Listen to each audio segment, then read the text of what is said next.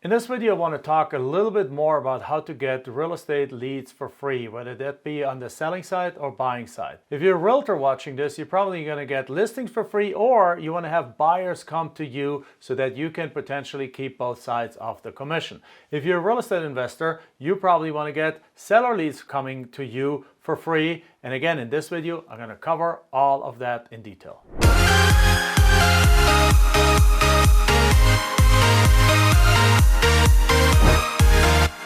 All right, so leads is the lifeblood of every business. You don't have leads, you have nothing.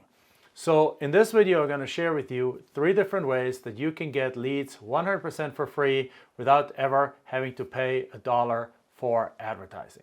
Okay, let's go into it.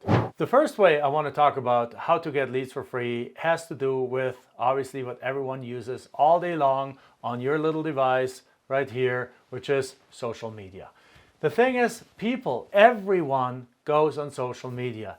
Everyone uses it for entertainment, but also as a search engine. So motivated sellers are going to go online and going to start searching for how do I sell my house, selling real estate, distressed sellers, all this kind of things. Sellers that just want to simply find a good realtor are going to go on there and start looking for how do I find a good realtor, things like that. So whether you're a realtor or you're an investor, you have to have a social media presence. You have to be perceived as an expert in the industry.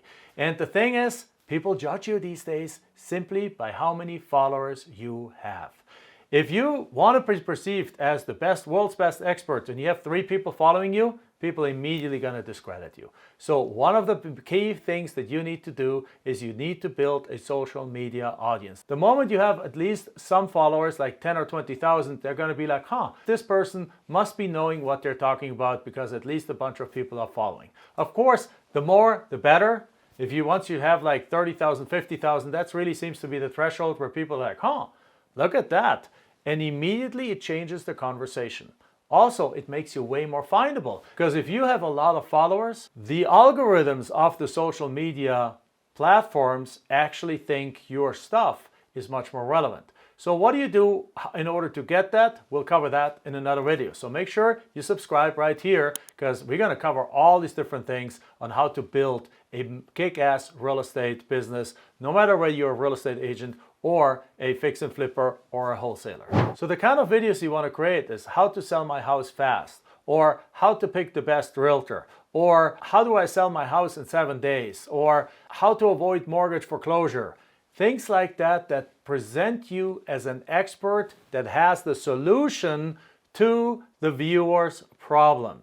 Always think about it that way. The viewer is searching for something because they have a problem. They have a question, they have an inquiry, they don't know the answer to something, they're stressed out over something. So they're going to look on social media and treat TikTok, Instagram, and Facebook like a search engine.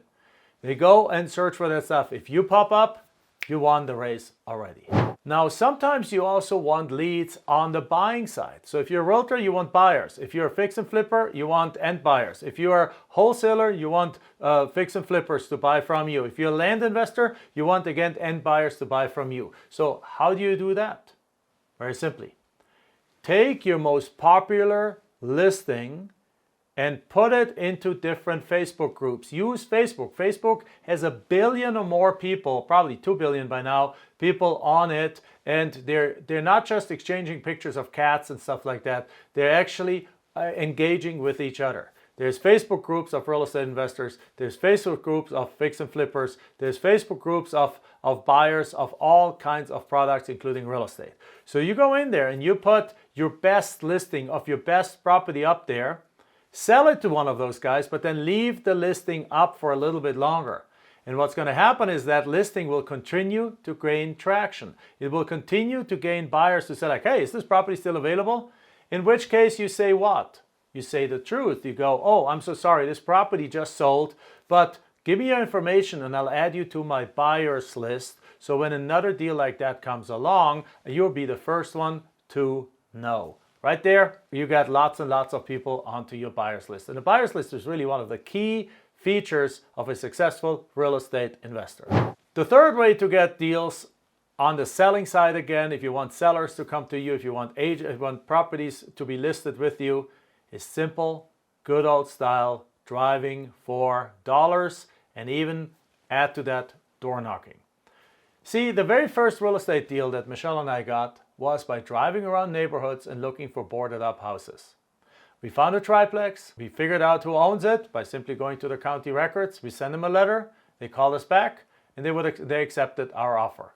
That created the first deal that we ever had on a contract. We didn't have to spend money on it, we didn't have to go and spend advertising on it, we didn't have to do a mailing campaign, we didn't have to do really anything.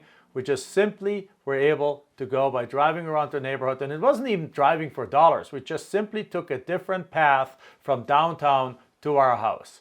Just every time we went downtown for a game, for a basketball game, for a concert or something, we just took a different route back home. And on the way home, we started looking around if there's any kind of sign of distress in any of the areas that we saw.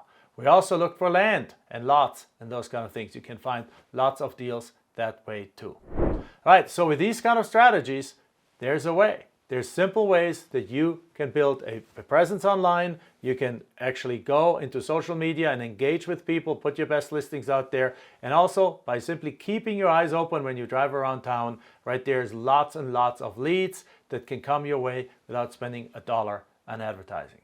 All right, if you enjoyed this video, make sure you follow me, make sure you subscribe, because there's way more videos coming up where we go into even more detail in every one of these strategies.